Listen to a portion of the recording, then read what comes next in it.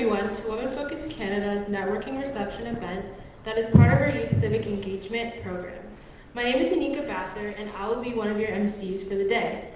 I'm a life science student going into my 4th year at Queen's University, and I have a growing passion for civic engagement, equity, and inclusion, and I'm currently volunteering for Women Focus Canada. I look forward to the enriching conversations that we'll be having today. Hi everyone, my name is Timi Oyinkutaya Deumi. I'll be one of the co-moderators for today. I'm in my 3rd year of biomedical sciences, and I'm very passionate about women, youth, and children in Canada and all over the world. And I hope that this program today would help us, have conversations about how we can hopefully enrich one another. Thank you.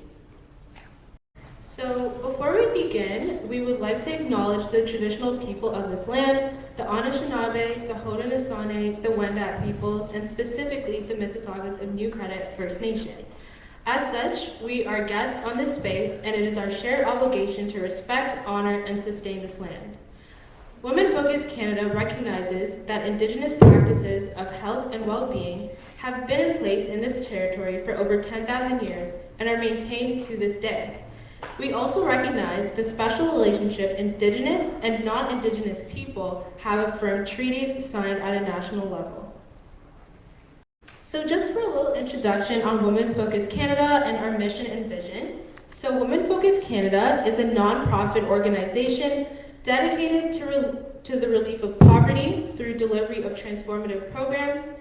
Our mission is to relieve poverty by providing basic needs to those that are most vulnerable in Canada, and we strive to discover, learn, empower, and inspire lives and envision a country where female-identifying individuals have an opportunity to achieve their fullest potential and participate in all aspects of life.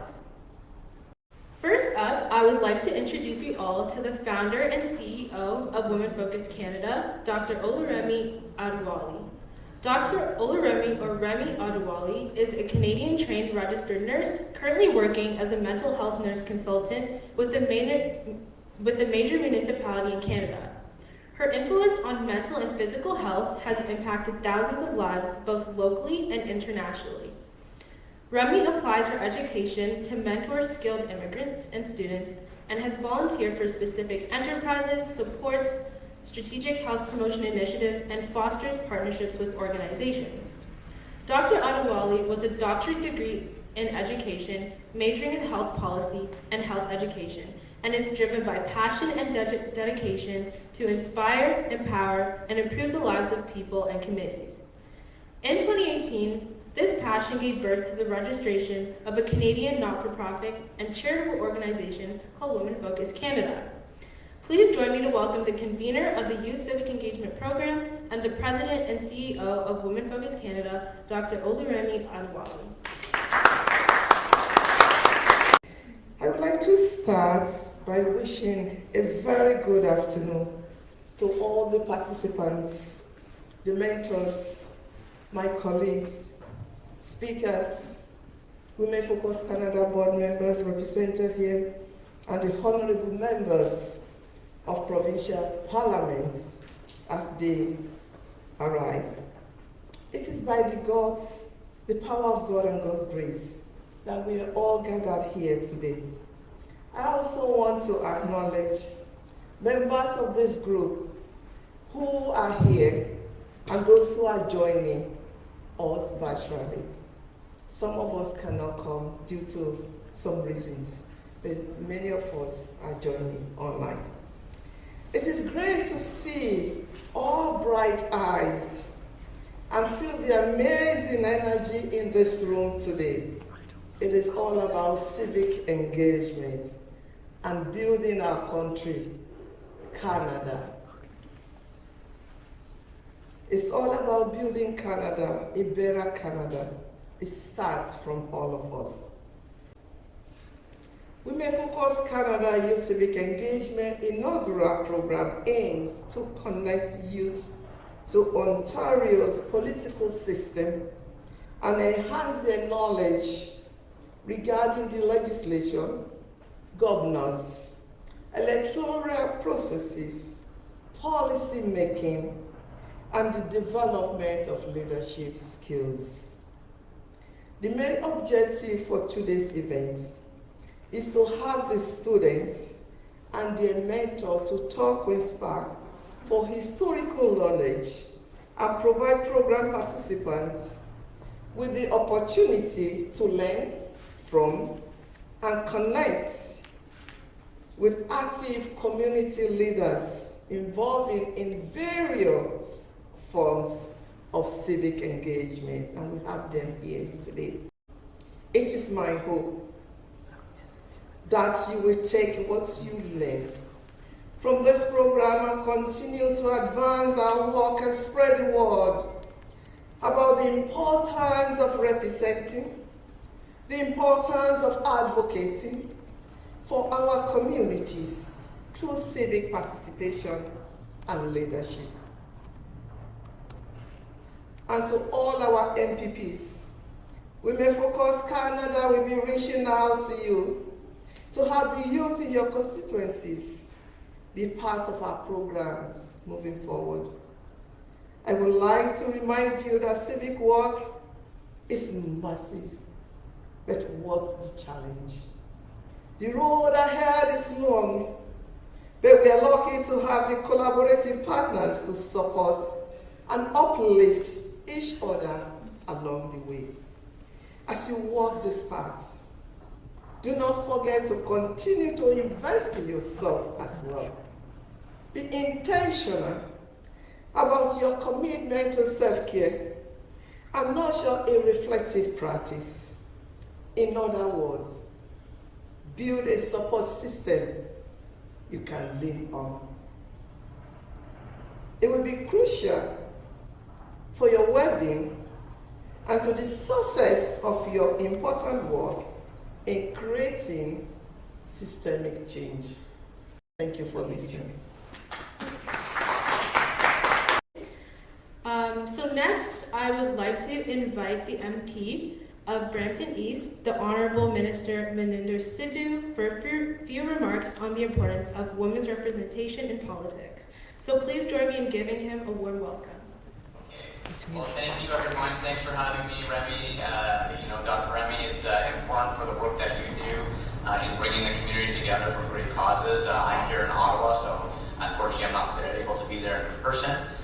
We're getting ready for question period here, and so I'm going to have to jump off in the next 60 seconds, but really just want to say thank you to all of you guys for your hard work. I know Dr. Remy has been a leader, a voice of leadership in our community for gender equality, especially in Brampton and in the GTA.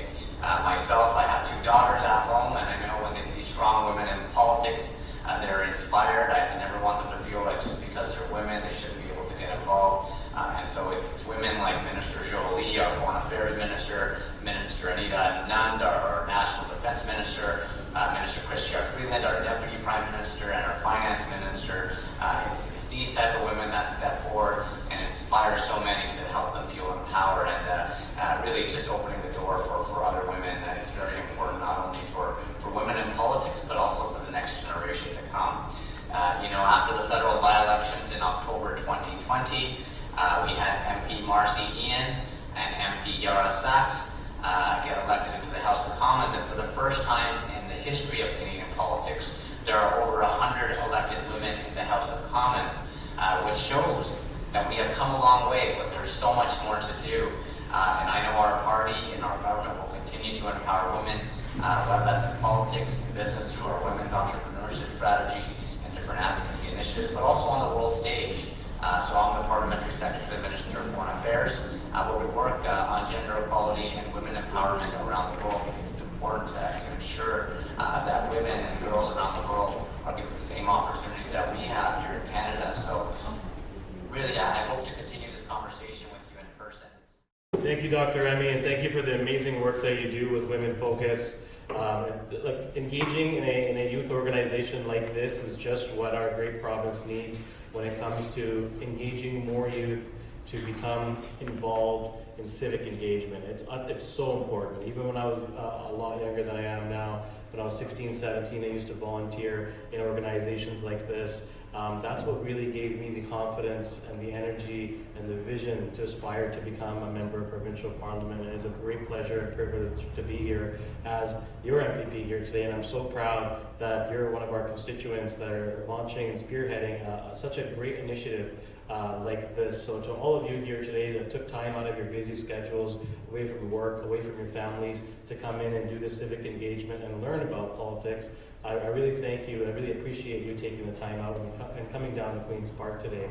And you couldn't have picked a better day to come out because there's so much politics going on today, especially with the region appeal, Brampton and Mississauga and Caledon being separated. So if you're walking around the halls, you'll probably see Mayor Crombie here, Mayor Brown, Mayor Annette Groves, they're here. A lot of our councillors are here from Mississauga, Brampton and Caledon as well. So you'll be able to meet just not only your members of provincial parliament today, but you should be able to meet, as you see around Queen's Park, your city councillors, your regional councillors, and your mayors as well. So it's a very exciting day here at Queen's Park, but I want to bring it back to the great work that you guys do as a group as a whole in terms of coming together and building youth engagement.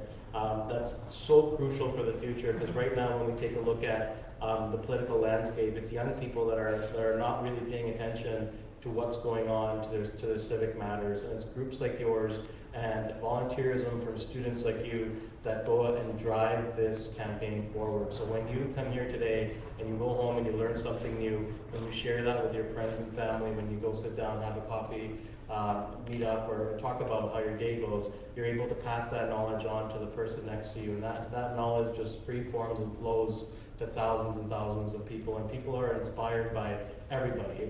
You don't have to have a special designation like me that says MPP to be an influential person or activist in your community.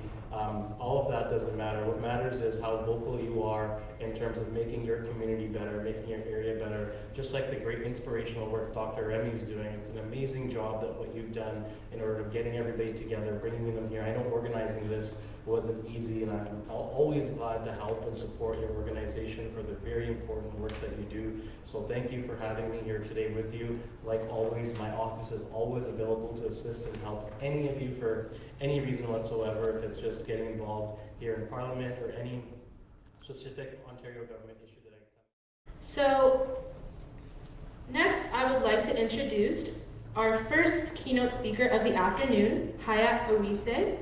Hayat Owise is a youth advocacy associate with Plan International Canada, focusing on advancing women and children's rights. She's also a young delegate for Canada, partnered with Women Deliver, and an 1834 Global Fellow with Operation Black Vote Canada. Recently, she completed her Bachelor of Arts in Canadian and Political Science Studies and is pursuing a Master of Arts in Environmental Education and Communications. Hayat specializes in feminist foreign policy research and has delivered a policy brief to Global Affairs Canada on African. A lot of social movements, I saw a lot of protests, I saw a lot of action happening in Ottawa compared to other major cities.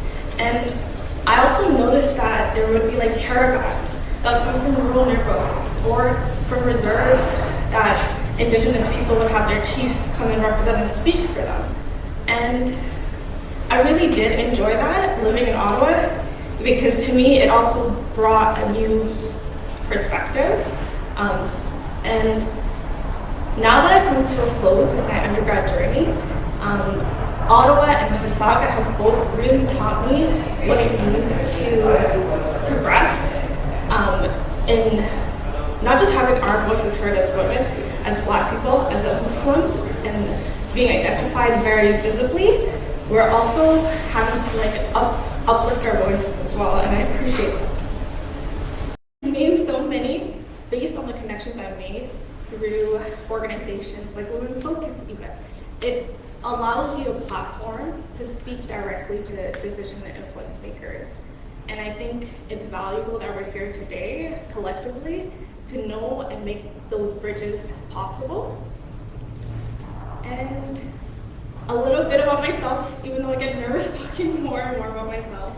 But I do want to talk about my wins and celebrate them in some way.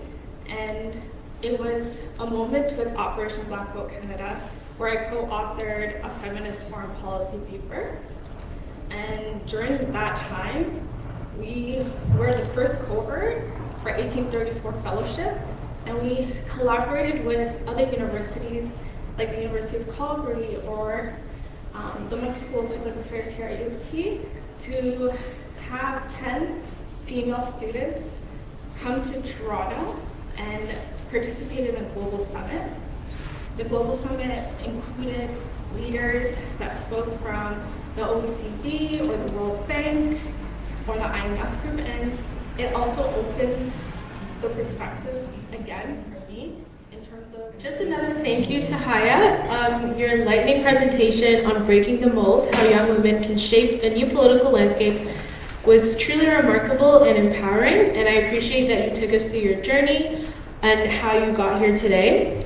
Your commitment to breaking barriers and shaping a new political landscape serves as an inspiration to us all. So let's give a round of applause once again for Haya. Gender, because that separation did not exist outside of the four walls of the classroom.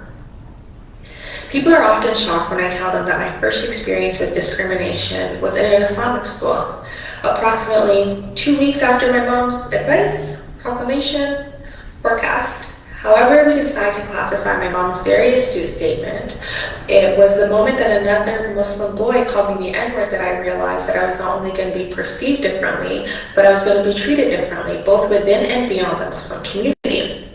That illuminating moment at 8 years old was my first and most vivid memory of intersectional violence and discrimination. In reflecting on these milestones, a key piece of advice that I would offer is to make spaces of change for yourself. If you're looking to get involved in your community, or you're trying to volunteer or activate about a particular issues, but can't seem to find a space where you fit, create that space for yourself. For a long time, I felt that I was screaming to avoid about the issues that I was passionate about, and I channeled that into creating a space where I can be heard by using skills I already had. So social media and having a strong community engagement is something that I had, so I used that to create the IMS movement. This work has shown me that space will not always be made for you, and you may have to create that space for yourself. The levels of intersection of my identity is something that I also found difficult to navigate when I was trying to find my voice in this space. The compounding narratives being imposed on me by being a Black Muslim woman is an incredibly unique experience, and it took me a while to realize that this unique experience could be a driving force for change.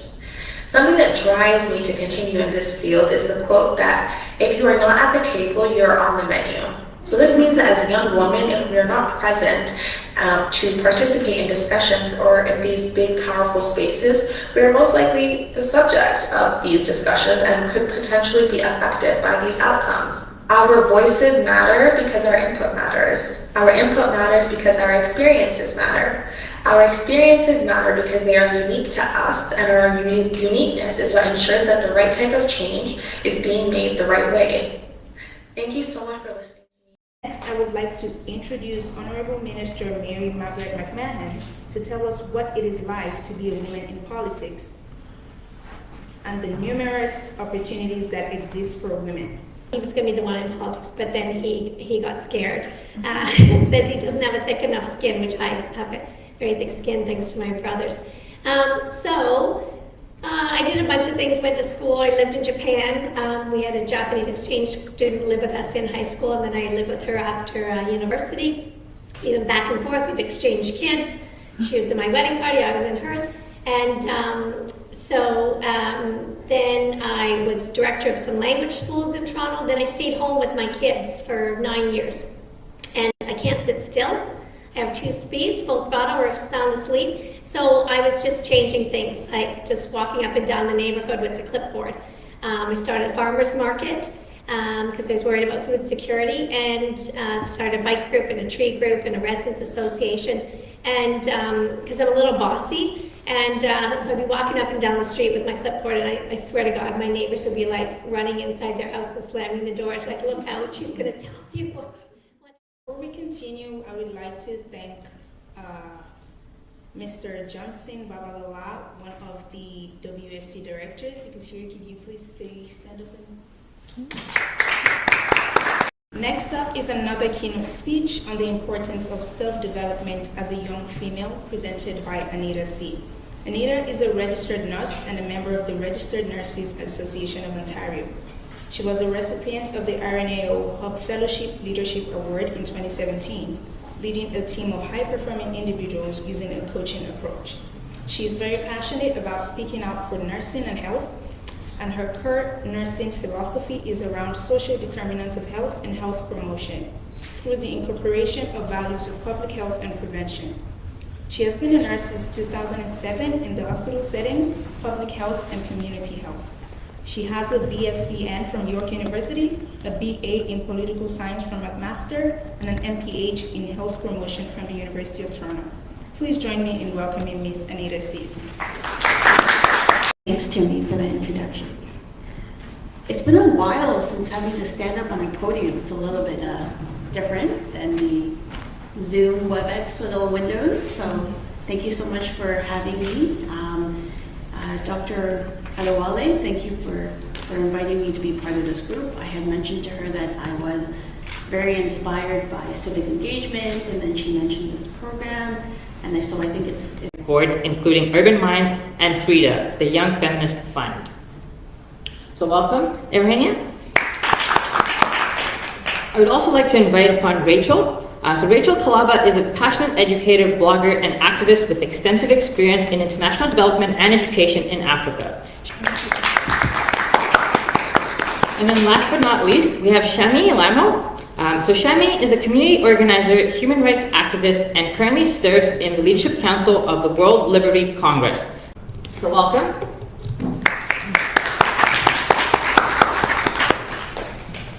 So I'd like to start off by asking all of our panelists to just introduce yourselves a bit more. I know we just did go through some bios, but maybe you could touch a bit about on some of the work you're doing and some of the initiatives that you are partnering with. We can start from Anthony. Okay, well, thank you for the advice. This is great. I think I'll start with the positionality that I'm an immigrant to Canada. I moved a few years ago from El Salvador, from Central America, and so that's sort of colored the way that I navigate civic engagement. I can't yet vote, and so I've tried a system works here, and how I also can have some input if it's not through voting, then through engagement with communities. That's how I come to this work. And that's how I've learned a lot about Canada and where I live, my new home here. I work in education technology at the moment, but still very much engaged in doing community-based participatory action research with immigrant women here in Toronto, bringing to light issues that we care about, that we think